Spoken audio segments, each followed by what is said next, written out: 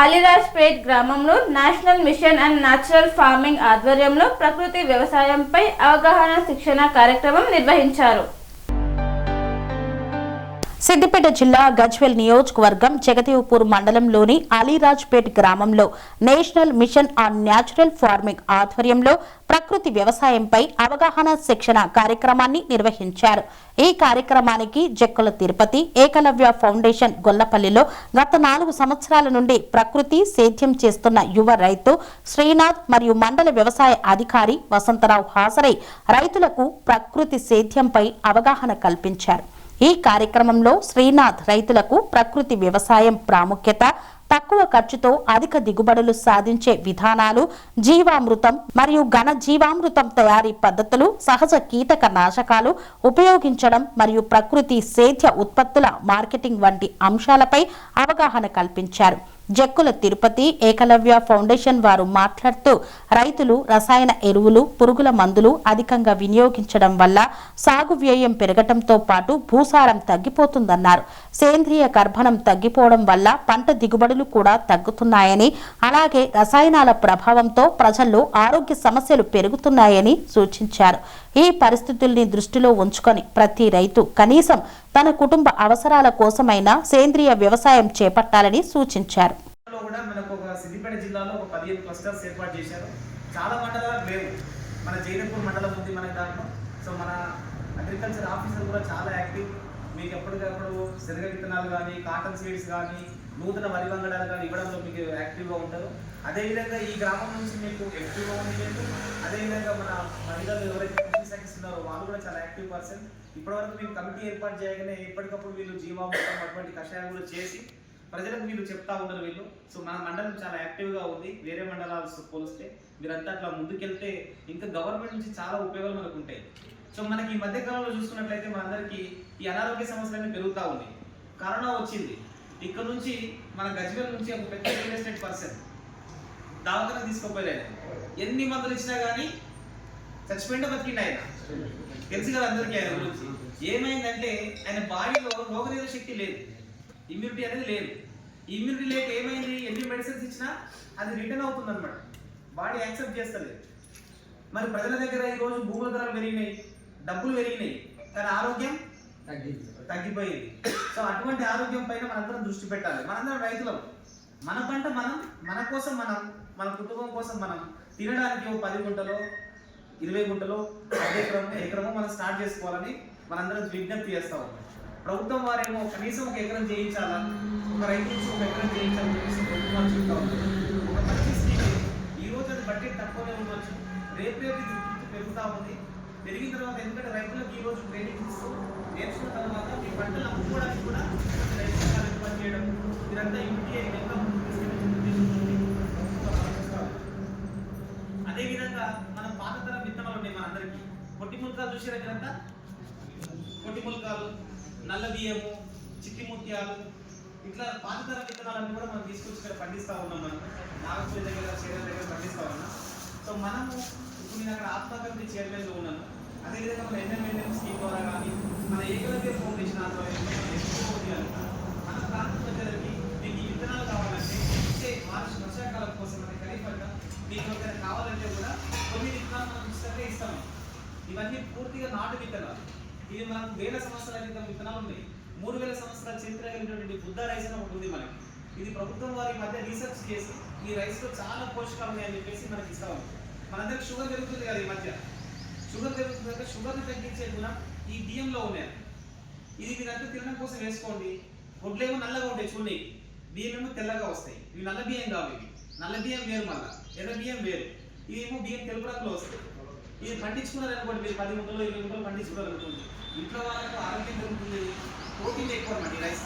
మీరు మిగతా ఏ బియ్యంలో తీసుకున్నా కానీ ఒక 7% ప్రోటీన్ ఉంటుంది. అదే ఇప్పుడు మనం బయట తినే బియ్యంలో అయితే 2-4% ప్రోటీన్ ఉంటుంది. ఇందులో 11% ప్రోటీన్. ఇప్పుడు దీంట్లో అత్యధిక గుణాలు ఉన్నాయి. మన కరోనా వచ్చినప్పుడు అందరికి ఇమ్యూనిటీ లేదని చెప్పారు కదా, అందుకని ఏం చేసి డాక్టర్ జింక్ టాబ్లెట్ ఇచ్చింది. అందరికి ఇచ్చారు కదా డాక్టర్, జింక్ టాబ్లెట్ ఇచ్చింది. అంటే జింక్ అనేది మనం వేసే పంట కూడా ముఖ్యమైనది. మన పంటలో జింక్ ఉందనుకోండి, ఆకులు ఏమైతే చచ్చిపోతూ ఉంటుంది నాకు. అది ఒక 5 కిలోలు చాలు ఎకరాలు. కానీ ఆ జింక్ లేకపోతే పంట సరిగా హీలింగ్ రాదు, అక్కడే మన బాడీలో కూడా జింక్ అనేది సూక్ష్మ ధాతువే మనకు కూడా, కానీ మినిమం జింక్ లేకపోతే మన ఇమ్యూనిటీ సిస్టమ్ అనేది డెవలప్ కాదు. అయితే ఈ రైస్లో సహజంగానే ఈ రైస్లో జింక్ అనేది కూడా అడిషనల్గా వచ్చింది అనమాట. మనము నువ్వులు గుమ్మడి గింజలు దీనికి ఎట్లయితే జింక్ వస్తుందో ఆ జింక్ ఇలా సహజంగా ఉంది. మీరందరూ మీ ఫోన్లో కూడా రీసెర్చ్ చేయొచ్చు. రైస్ గురించి బుద్ధ రైస్ అంటారు. బుద్ధ రైస్ అనేది పేరు ఎందుకు వచ్చిందంటే దీనికి గౌతమ బుద్ధుడు వాళ్ళ వంశస్థులు తినేటువంటి బియ్యం ఇది ఒక 3000 సంవత్సరాల క్రితం నుంచి ఉన్నాయి. అతను తపస్సు చేసుకుని ఆ ప్రాంతాన్ని విడిచి వెళ్ళేటప్పుడు ఆ రైతులు అడుగుతారు అనమాట, మీ బుద్ధుడు మనకి ఇండియన్ శిష్యులు అడిగితే ఈ రైస్ మనకు గిఫ్ట్గా ఇచ్చేయడం, అందుకని ఇది బుద్ధ గిఫ్టెడ్ రైస్ కింద వచ్చింది. సెంట్రల్ గవర్నమెంట్ గుర్తించింది, ఏ ట్యాగ్ ఇచ్చింది. మనందరం మన తెలుగు ప్రాంతంలో ఇంకా కూడా పండించండి. ఆంధ్ర తెలంగాణ ఫస్ట్ టైం మనం తీసుకొచ్చి ఇది ఎట్లా పడుతుంది చూసినాం, బ్రహ్మాండంగా పడుతుంది. మనందరం రైతులు కూడా తినడం కోసం మన కోసం ఒక 10 గుంటలు 20 గుంటలు వేసుకోవడం అంత విత్తనాలు ఇస్తాను, పండించుకోండి. దీనివల్ల ఆరోగ్యంగా ఉంటారు. ఇప్పుడు షుగర్ ఉన్న వాళ్ళకి షుగర్ తగ్గుతుంది, లేని వాళ్ళకు రాకుండా ఉంటుంది. మనం ఈరోజు షుగర్ అనేది పెద్ద సమస్య. మనం ఉపరాష్ట్రపతి వెంకయ్య నాయుడు గారు, మాజీ ఉపరాష్ట్రపతి గారు కలిసినాం, మన అగ్రికల్చర్ మినిస్టర్ కుమార్ కలిసినాం. వాళ్ళంతా ఒకటే చెప్తున్నారు అనమాట, రాబోయే 4-5 ఏళ్లలో షుగర్ వ్యాధి అనేది విపరీతంగా పెరగబోతుంది అన్నారు. ఎందుకంటే మనందరం రైస్ ఎక్కువ పండిస్తున్నాం, రైస్ ఎక్కువ తింటున్నాం. తినాలి, ఏ రైస్ తినాలి? మనం పాలిష్ తక్కువ వేస్తున్న రైస్ తినాలి, రసాయనాలు లేకుండా పండిస్తున్న తినాలి, నాటు విత్తనాలు తినండి. దీనివల్ల మనం ఎప్పుడు ఆరోగ్యంగా ఉంటుంది, మీరు ఆరోగ్యంగా ఉంటారు, కుటుంబం ఆరోగ్యంగా ఉంటుంది. పెట్టుబడి ఖర్చులు కూడా ఇప్పుడు కొంచెం పెరుగుతుండొచ్చు, క్రమంగా తగ్గించుకోవచ్చు. మన పశువులు ఉంటే తగ్గించుకోవచ్చు పెట్టుబడి ఖర్చు. మన భూమిని కాపాడిన వాళ్ళము. ఈరోజు మన భూమిలో సేంద్రియ కర్బనము గతంలో స్వాతంత్రం వచ్చినప్పుడు 2% నుంచి 4% సేంద్రియ కర్బనం ఉంటే ఈ రోజు అది 0.2 నుంచి 3 మధ్యలో 2 to 4 మధ్యలో నడుస్తుంది. ఇంకా ఇక్కడనే ఇంకో రసాయన ఎరువులు వేసుకుని పోయినాం అనుకోండి, ఇంకో 5-10 వేసాం అనుకోండి. ఎట్లయితే మనం ఇంతకుముందు మాట్లాడుకున్నాం కదా, ఒక పేషెంట్కు మెడిసిన్ ఇచ్చినా కానీ పనిచేస్తలేదు కదా, అట్లా మన భూమికి కూడా ఎరువులు ఇచ్చినా కానీ పనిచేస్తాయని వెళ్ళిపోతాం. ఇది మనందరి కర్తవ్యం. దీనివల్ల అందరం బాగుంటాం, రైతు బాగుంటున్నాడు, కుటుంబం బాగుంది, నేల బాగున్నది, గాలి బాగుంటుంది, నీరు బాగుంది, ప్రజలకు మనం ఈ ఆహారం ఇస్తే కూడా వాళ్ళు కూడా బాగుంటారు. దీని మీద గవర్నమెంట్ దృష్టి పెట్టి ఒకప్పుడు ఏమైంది, పెద్ద విప్లవం దాదాపుగా 1960-70 మధ్యలో లాల్ బహదూర్ శాస్త్రి గారు పేరు కదా మీరు, లాల్ బహదూర్ శాస్త్రి గారు జై జవాన్ జై కిసాన్ అన్నాడు కదా.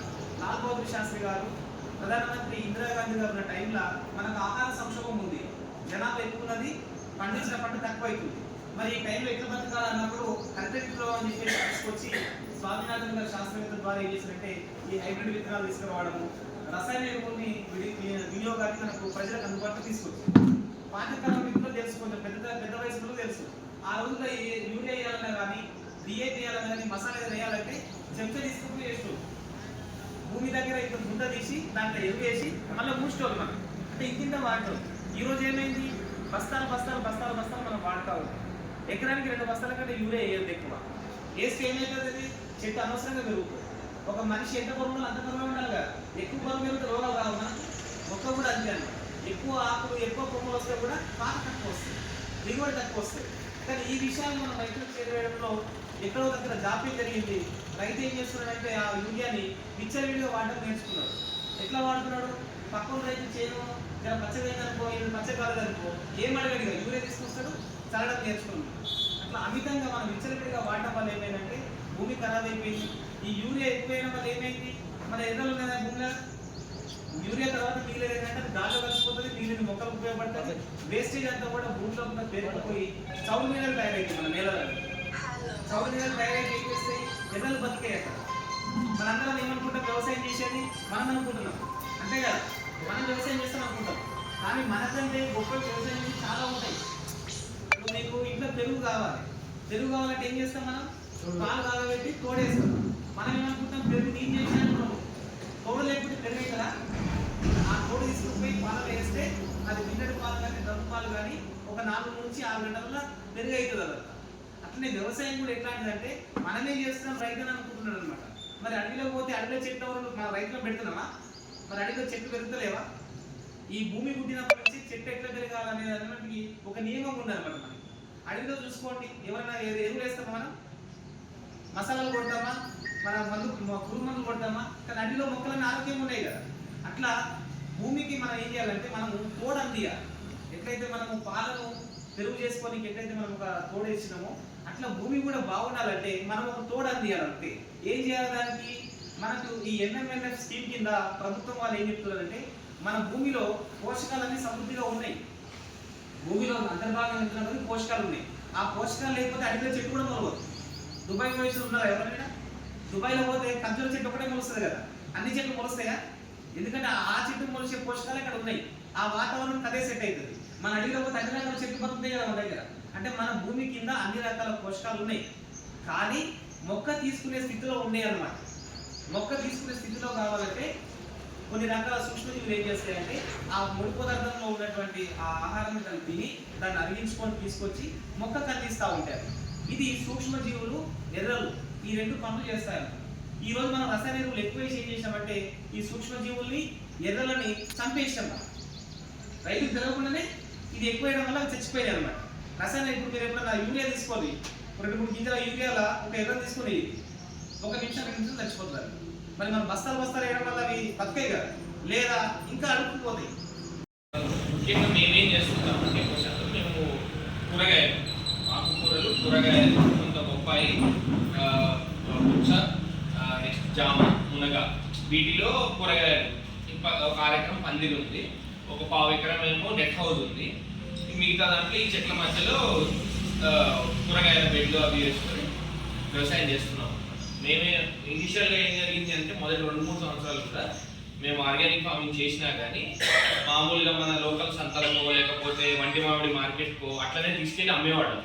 కాకపోతే ఏంటంటే మనకి అంతా మందు లేకుండా చేసి అంతా కష్టపడి చేసినా కానీ మనకి ధరలు అనేది మళ్ళీ ఏమవుతుంది, అక్కడికి వెళ్ళేసరికి దళాలు చేతిలోకి వెళ్ళి అక్కడ ఎంతో పలికితే అంతే, మన కష్టం కానీ దానికి ఫలితం దొరుకుతున్నట్టు అనిపించలేదు. అందుకని మేమేం చేసామంటే ఒక గత సంవత్సరంన్నర నుంచి డైరెక్ట్గా వినియోగదారులకే అమ్మాలి.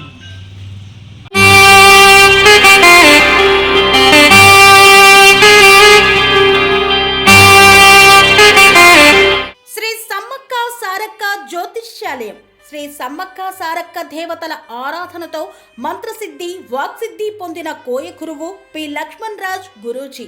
ఈ సృష్టిలో దైవశక్తి ఉన్నది ఎంత నిజమో, దుష్టశక్తి ఉన్నది అన్నది కూడా అంతే వాస్తవం. మనకు తెలియకుండానే మన చుట్టూ దుష్టశక్తులు తిరుగుతుంటాయి.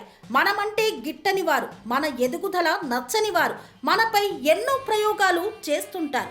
ఈ ప్రయోగాల వల్ల మనశ్శాంతి కరువవుతుంది, లక్ష్మీ కటాక్షం దూరమవుతుంది, ఎదుగుదల ఆగిపోతుంది, ఆస్తులు చేజారుతుంటాయి, కుటుంబ కలహాలు చోటు చేసుకుంటాయి, రోడ్డు ప్రమాదాలు జరుగుతుంటాయి, ఆరోగ్య సమస్యలు రావడం, పెళ్లి సంబంధాలు కుదరకపోవడం, వివాహ బంధంలో బీటలు భారడం వంటి అనేక ఇబ్బందులకు గురవుతుంటారు. దుష్ట శక్తుల ప్రభావం నుండి బయటపడడానికి, ఉద్యోగాన్ని పొందడానికి, ఉద్యోగ ఉన్నతికి, వ్యాపార అభివృద్ధికి, కోర్టు సమస్యల పరిష్కారానికి, రాజకీయ ఎదుగుదలకు, వ్యవసాయంలో మేటి దిగుబడి కోసం, పిల్లల భవిష్యత్తు ఉజ్వలంగా ఉండేందుకు ఒక్కసారి మీరు శ్రీ సమ్మక్క సారక్క జ్యోతిష్య ఆలయాన్ని సందర్శించండి. లక్ష్మణ్ రాజు గురూజీని కలవండి.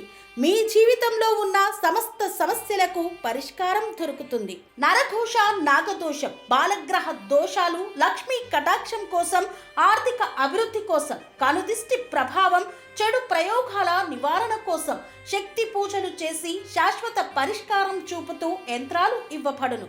అంతేకాక సంతాన ప్రాప్తి కొరకు, సర్వరోగ నివారణ కొరకు వన మూలికలతో మూలికా వైద్యం చేయబడును. సమస్య ఏదైనా పరిష్కారం మా వద్ద లభించును. నమ్మకంతో రండి, ఆయురారోగ్యాలతో వర్ధిల్లండి. మా అడ్రస్ శ్రీ సమ్మక్క సారక్క జ్యోతిష్యాలయం, కోంపల్లి కమాన్ వద్ద, కోంపల్లి, మేడ్చల్, మల్కాజ్గిరి జిల్లా. సంప్రదించవలసిన ఫోన్ నంబర్ 6369684174.